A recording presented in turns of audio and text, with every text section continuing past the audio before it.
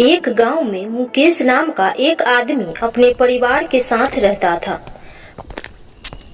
मुकेश फलों का कारोबार करता था।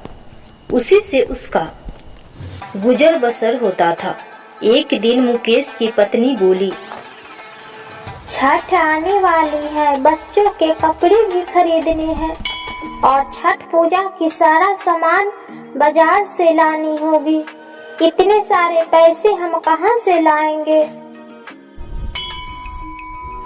तुम चिंता मत करो, आज मैं ढेर सारा फल बेचकर पैसे इकट्ठा करूँगा, जिससे छोटू के कपड़े और छठ पूजा भी हो सके। अगले दिन मुकेश बाजार में फल बेचने पहुंचा। फल ले लो, ताजे ताजे फल ले लो। पूरा दिन निकल गया, लेकिन मुकेश का एक भी फल नहीं बिका। मुकेश उदास होकर घर लौट आया। क्या हुआ है? तुम इतनी उदास क्यों हो? क्या बताऊं, आज एक भी फल नहीं बिका। यह सुन के रोहिणी बोली, आज नहीं बिका तो कल बिक जाएगा, इसमें घबराने वाली कौन सी बात है? ऐसे ही चलता रहा। मुकेश रोज बाजार में फल बेचने जाता और उसका एक भी फल नहीं बिकता। एक दिन रोहिणी बोली, सुनो जी, कल छठ पूजा है, अगर आज फल नहीं बिके तो हम छठ पूजा कैसे करेंगे? तुम घबराओ मत, छठी मैया के कृपा से सब ठीक ही होगा। इतना कह के चला गया। सुबह से शाम हो गई, मगर एक भी फल नहीं बिका। मुकेश बहुत ही परेशान हो गया। अब मैं क्या करूं? हे छठी मैया, एक भी फल तो बिका नहीं। कैसे रोहिणी आपका व्रत करेगी? नारायण नारायण। हे छठी मैया, आपकी ये कैसी परीक्षा है? माते, अब तो अपने भक्तों की सहायता करो माँ। दिव्यश्री, हमारा कोई भी भक्त जो छठ पूजा का व्रत रखता है, उसका हर मनोकामना पूरी हो जाती है। हमारे लिए सारे भक्त प्रिय हैं। इतना कह के एक बुढ़िया के रूप ले लेती है। मुकेश सोच रहा था, आज मैं क्या मुंह लेकर घर जाऊंगा? कैसे मेरे घर छठ पूजा होगा? इतने में एक बुढ़िया आई और बोली, बेटे, मुझे कुछ फल चाहिए, मगर मेरे पास पैसे नहीं हैं। अम्मा, तुम्हें जितना फल चाहिए ले लो। बुढ़िया कुछ फल ले लिए और एक थैला दिया। बेटा, तुम इस थैले को घर जाके खोलना। मुकेश जैसे ही घर गया, उसकी पत्नी बोली, एक आदमी आया था और जितने भी फल थे सारे ले गया और हमें ढेर सारे पैसे भी दिए हैं। यह सुन के मुकेश बहुत प्रसन्न हुआ और जैसे ही उस थैले को खोला तो उसमें से ढेर सारे सोने निकले। मुकेश बोला, रोहिणी, देख लिया छठी मैया की कृपा, वो कैसे हमारी मदद भी कर दी और हमें पता भी नहीं चला। हे छठी मैया, तुम्हारी कृपा सदा सब पर बनी रहे। और अगले दिन रोहिणी ने छठ का व्रत बहुत ही श्रद्धा पूर्वक किया।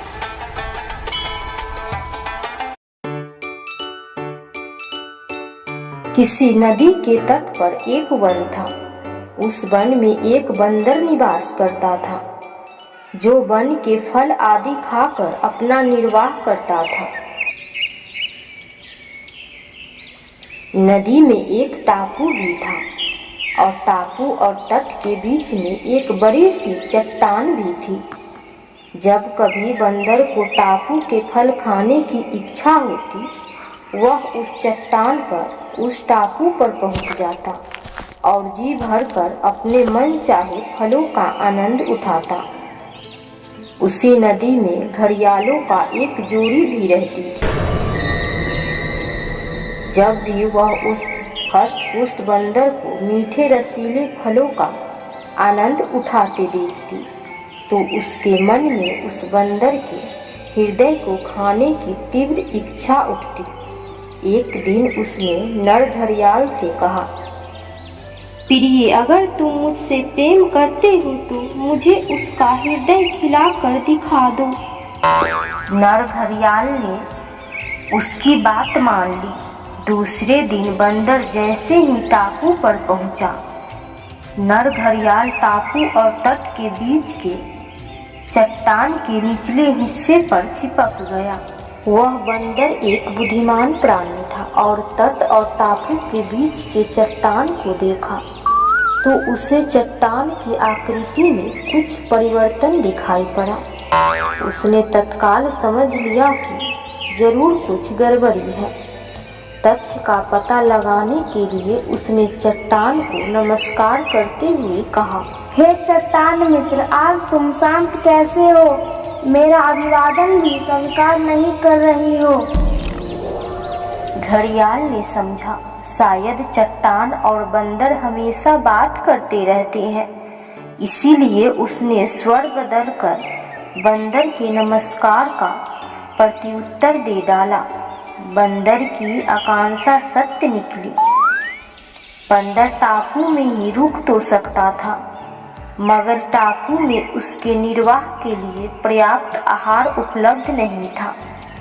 जीविका के लिए उसका वापस वन लौटना अनिवार्य था।